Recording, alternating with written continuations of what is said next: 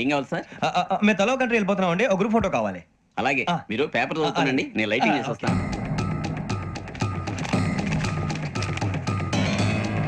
ప్రదీప్ ఎక్కు.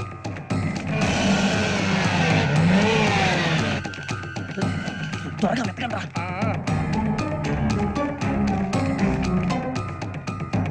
అరే సూరిబాబు దొరికిందిరా. బాగానే తీసారా? ఫోటోలు ఇందులో పెట్టు, ఇవి అందులో మార్చు, అవి కవర్లో పెట్టు. ఇదిగో పెట్టు. వచ్చేద్దాం. లైటింగ్ రెడీ సార్, లోపలికి రండి. అప్పుడే రెడీ?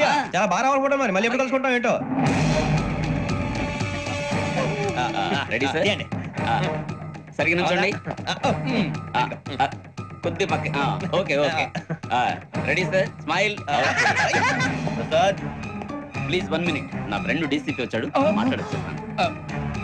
ఈడప్పుడు వచ్చాడంట్రా. హాయ్ భరత్. ఏనా ప్రసాద్, ఫోటోస్ రెడీ? ఎప్పుడో రెడీ, రారా.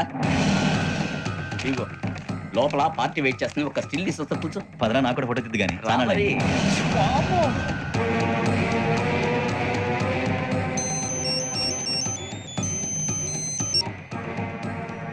Yes sir. Sir okay sir, నాకు కొంచెం అర్జెంట్ పని పడిందిరా, తర్వాత పిలుస్తాను. బాయ్. ఓకేరా, బాయ్. సారీ, పదండి. మా నిర్ణయం మార్చుకున్నాం. ఏంటి, అందరూ ఒకే కంట్రీకి వెళ్ళాలనే? ఫోటో తీసుకోకూడదని. అమ్మయ్యా, మొత్తానికి రిస్క్ నుంచి బయటపడిపోయాం. అక్కడేమో శ్రావణిని కాబట్టి మంచి మార్కులు కొట్టేశాం. ఇదంతా చూస్తుంటే జేసీగా చెప్పింది కరెక్ట్ అనిపిస్తుంది. అనవసరంగా నానా మాటలని ఆయన మనసుని గాయపరిచాను. ఊరుకోరా, గురూజీ అంటే దేవుళ్ళు అంటాడు. కాళ్ళ మీద పడి కొబ్బరికాయ కొడితే క్షమించేస్తానంటావా? అయితే శ్రావణితో ఒకసారి మనసిప్పి మాట్లాడాలను. రే, నువ్వు ఒకసారి మనిషి మాట్లాడేందుకే ఇన్ని కష్టాల్లో పడ్డాం. అయినా నీకు బుద్ధి రాలేదురా. లవ్ అన్నాక కష్టాలు ఉంటాయి బుజ్జి, అలాగని వెనకెళ్ళకూడదు. అయితే ముందుకెళ్దాం పద. ఈడు బిలాలెత్తున్నాడు.